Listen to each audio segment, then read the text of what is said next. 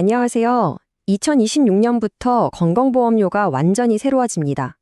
혹시 월급 말고 다른 소득이 조금이라도 생기면 건보료 폭탄을 맞는다는 얘기 들어보셨나요? 오늘 이 소문의 진실부터 그래서 우리 지갑 사정은 어떻게 달라지는지 속 시원하게 파헤쳐 보겠습니다. 요즘엔 월급 말고 다른 돈 조금만 벌어도 건보료가 엄청나게 나온다더라. 아마 주변에서 이런 걱정 섞인 말들 한 번쯤은 들어보셨을 거예요. 과연 이게 진짜일까요? 이런 소문이 완전히 근거가 없는 건 아닙니다. 실제로 2026년에 보험료율이 3년 만에 오르는 건 맞거든요. 하지만요, 이 요율이 아주 조금 오르는 건 사실 훨씬 더 거대한 변화의 아주 작은 일부일 뿐입니다. 자, 그럼 도대체 뭐가 근본적으로 바뀌는 걸까요? 바로 정부가 건강보험료를 매기는 기준, 그 기본 철학 자체를 완전히 뜯어 고치고 있다는 점입니다. 예전에는 눈에 보이는 집이나 자동차 같은 재산을 굉장히 중요하게 봤다면 이제는 그게 아니에요. 시스템이 거의 전적으로 여러분이 실제로 손에 쥐는 돈, 바로 그 총소득에만 집중하는 방식으로 바뀌고 있습니다. 이게 무슨 뜻이냐면요. 이제 건강보험공단이 여러분의 모든 소득을 그야말로 샅샅이 들여다보겠다는 겁니다. 흔히들 이배사근연기라고 하죠. 이자, 배당금, 사업해서 번 돈, 월급, 연금, 그리고 다른 기타 소득까지 전부 다요. 자, 근데 여기서 진짜 흥미로운 게 있습니다. 모든 소득이 똑같은 취급을 받는 건 아니라는 점이에요. 보세요. 월급이나 연금 같은 건 전액이 아니라 딱 절반만 반영하고 재산도 꽤 많이 빼주죠. 하지만 이자나 배당 같은 금융소득에는 이제 훨씬 더 깐깐한 잣대를 들이대기 시작했다는 겁니다. 좋습니다. 그럼 이제부터가 진짜 중요하겠죠? 이 근본적인 변화가 과연 누구에게 또 어떻게 영향을 미치게 될지 한번 제대로 파고들어 보겠습니다. 아마 가장 큰 변화를 체감하실 분들은 바로 은퇴 후에 자녀 밑에 피부양자로 계신 분들일 겁니다. 예전에는 연소득이 3,400만 원만 안 넘으면 보험료를 한 푼도 안 냈는데 이제 그 기준이 2천만 원으로 확 낮아졌습니다. 문턱이 엄청나게 높아진 거죠. 정부의 논리는 이렇습니다.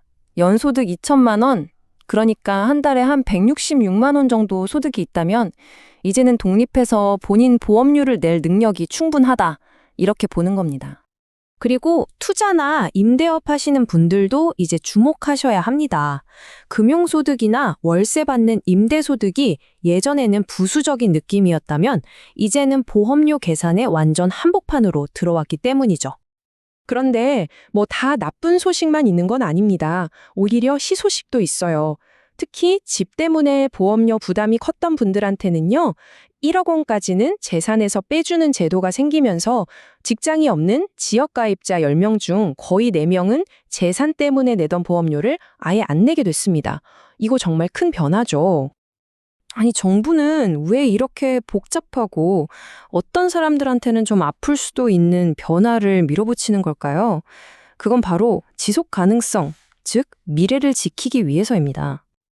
이 그래프가 모든 걸 말해줍니다. 보세요. 당장 2026년부터 건강보험 재정이 적자로 돌아섭니다. 근데 이게 시작일 뿐이라는 게 더 무서운 거죠. 고령화의 의료비는 계속 오르니까 이 적자 폭이 시간이 갈수록 막 눈덩이처럼 불어날 거란 전망입니다. 그러니까 결국 이 모든 개혁의 핵심은 아주 간단해요. 나중에 기금이 아예 바닥나기 전에 미리 손에 써서 더 공정하고 안정적으로 돈을 걷는 시스템을 만들자는 겁니다. 그래야 우리 아이들 또 그 다음 세대까지도 건강보험 혜택을 계속 누릴 수 있을 테니까요. 뭐랄까 일종의 선제적인 조치인 셈이죠. 자, 변화를 이해하는 것도 중요하지만 이제 진짜 중요한 건 그래서 나는 뭘 어떻게 해야 되나? 이 부분이겠죠. 우리가 실제로 할 수 있는 것들이 있습니다.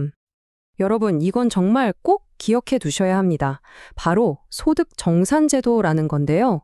이게 뭐냐면 작년 소득이 아니라 소득이 변한 바로 지금 내 소득을 기준으로 보험료를 다시 계산해 달라고 요청할 수 있는 아주 유용한 제도입니다. 신청하는 것도 생각보다 안 복잡해요.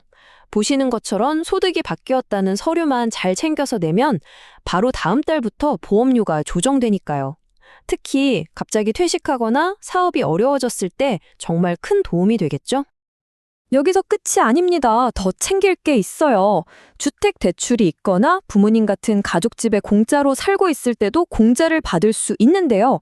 중요한 건 이런 건 가만히 있는다고 알아서 해주는 게 절대 아니라는 거.